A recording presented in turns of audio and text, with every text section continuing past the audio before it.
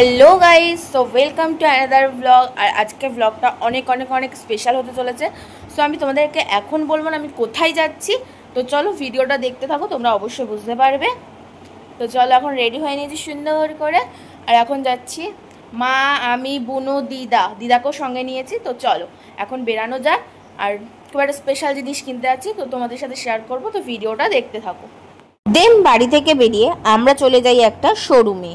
So আমাদের বাজেটটা যেহেতু অনেকটাই কম, তো বাজেট অনুযায়ী আমি ঠিক মনের মতো ফোন পাচ্ছিলাম না। আমি আগে যে ফোনটা ইউজ করতাম ওটা ওপো ছিল, ইভেন মা যেই ফোনটা ইউজ করতো ওটাও একটা ওপোরই মডেল ছিল। তো আমরা ওই মায়ের ওপো মডেলটা এক্সচেঞ্জ করে আমরা একটা নতুন ফোন নেব, তো এটাই সিদ্ধান্ত নিই। বাট অনেকগুলো দোকান ঘুরেছিলাম, মানে যেখানটায় আমরা দাম বেশি পাবো তো সেখানেই ফোনটাকে এক্সচেঞ্জ করে নতুন ফোন নেব। আমার হাতে যেই ফোনটা রয়েছে এটাই আমার মায়ের আগের ফোন, বাট ফোনটা একদম নতুন ছিল, মাত্র 2 বছর হয়েছিল। সো ব্যাপারটা হচ্ছে স্টোরেজের প্রবলেম, ঠিক আছে, মানে এতটা স্টোরেজ কম ছিল যে ফোনটা প্রচুর পরিমাণে হ্যাং করছিল। কারোর সাথে ফোনে কথা বলতে বলতে কেটে যায়, কেউ ফোন করলে পুরো রিং না হয়ে কেটে যায়, মানে প্রচুর পরিমাণে হ্যাং করতে লাগলো ফোনটা।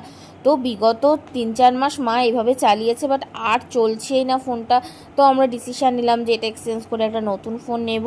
মায়ের পুরনো ফোনটার বয়স যেহেতু মাত্র 2 বছর, তো মা যেহেতু আগে ফোনটা ওপো ফোন ইউজ করতো আর যেটা প্রচুর পরিমাণে হ্যাং করতে শুরু করেছিল, তো মার মনের মধ্যে না একটা ভয় ঢুকে গেছিলো যে মা আমাকে বলেছে আমি আর ওপো ফোন নেব না। তো আমি একটু ভিভোর মধ্যেই দেখছিলাম আমাদের বাজেটের মধ্যে। আমাদের বাজেট অনুযায়ী কিন্তু বেশ 3 থেকে 4 রকমের মডেল দেখিয়েছিল আমাদেরকে, বাট এখানে মায়ের পুরনো ফোনটার বাজেটটা কিন্তু অনেকটাই কম বলেছিল, সামথিং 2500 কি 2600 বলেছিল। তো তার জন্য আমরা ভেবেছিলাম যে আরও 2-3টে দোকান জার্চ করে তারপরেই নেব। দেন আমরা চলে আসি আর একটা দোকানে, আর এখানেও কিন্তু বেশ প্রচুর স্টক ছিল। মায়ের আগের ফোনটার জন্য মিনিমাম 3-4টা দোকান ঘুরেছি, বাট এই দোকানটাতেই বেশি দাম পাওয়া গেছিলো। আগের ফোনটার ধরুন আমরা পেয়েছিলাম 3200 টাকা, তো এখান থেকে এক্সচেঞ্জ করে আমরা নতুন ফোন নিয়েছিলাম। সত্যি বলতে আমি ফোন সম্পর্কে অতটাও ভালো বুঝি না, বাট যে বোঝে সে যেহেতু আসতে পারেনি ওই দিন, তো তার জন্য তাকে ফোন করে দোকানের কাকুর সাথে কথা বলিয়ে আমরা ফাইনাল ডিসিশন নিই যে আমরা এই ফোনটা নেব। তো মডেলটা হচ্ছে ভিভো T4X। মায়ের আগের ফোনটার কালারটা বেশ ব্লু টাইপসের ছিল, তোমাদেরকে তো ভিডিওতে দেখিয়েছে। আর যে নিউ ফোনটা কিনেছি এটার কালারটাও কিন্তু বেশ সুন্দর আর বেশ গ্লিটার টাইপসের দেওয়া আছে। আচ্ছা, তোমাদের কেমন লাগলো জানিও। আর তোমরা কারা কারা ভিভো T4X ব্যবহার করছো অবশ্যই কমেন্টে জানিয়ে যাও। দেখো, জীবনে কিন্তু সবারই অনেক ইচ্ছা থাকে, তো মাকে বলেছিলাম মা তুমি যখন নিজে ফোন কিনছো তাহলে একটু আনবক্সিং করো তুমি নিজেই। তো মা কিছুতেই রাজি হচ্ছিল না, শেষমেশে আমাকেই ফোন আনবক্সিং করতে হয়েছিল।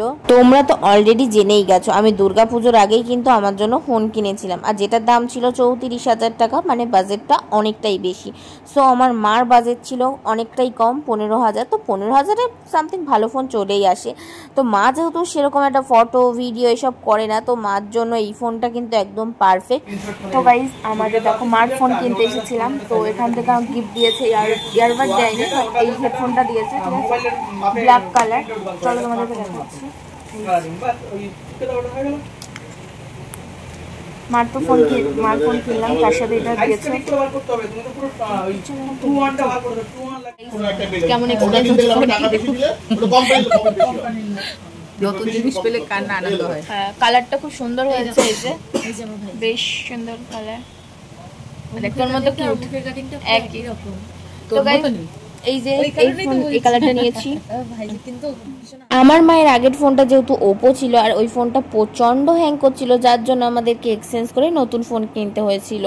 তো মার মনের মধ্যে একটা ভয় ধরে গেছিল যে আবার যদি ওপো ফোন নেওয়া হয় তো আবার যদি সেই আগের মতো হ্যাং করে, তো তার জন্য মা কিন্তু আর ওপো ফোন ডিসাইড করেনি, মা এবার ভিভো সেট নিয়েছে। দোকানের নামটা আর আলাদা করে বললাম না, ভিডিওতেই শেয়ার করে দিলাম তোমাদের সাথে।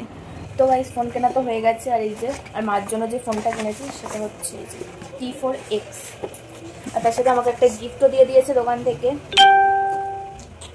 দোকানের নামটাও বলে দিচ্ছি ভিডিওতে, তোমরা চাইলে চলে আসতে পারো, ব্রাইট।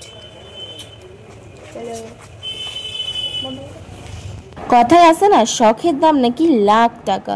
তো সত্যি বলতে আমি আজ পর্যন্ত আমার মা বাবাকে কোনোদিন শখ পূরণ করা বা নিজেদের জন্য কিছু করা আমি এগুলো করতে দেখিনি। আর জানো তো আমার বাবা তো এই সেই দিন পর্যন্ত কিপ্যাড ফোন ইউজ করেছে। তো আমি যেদিন নতুন ফোন কিনেছিলাম তো আমার আগের ফোনটা আমি আমার বাবাকে ইউজ করার জন্য দিয়েছি এখন। আর হ্যাঁ, 2 বছর আগে মাকে যে ফোনটা কিনে দিয়েছিলাম সেটাও কিন্তু আমার টাকাতেই কিনে দিয়েছি। তার ভিডিও অলরেডি হয়তো তোমরা দেখেই নিয়েছো।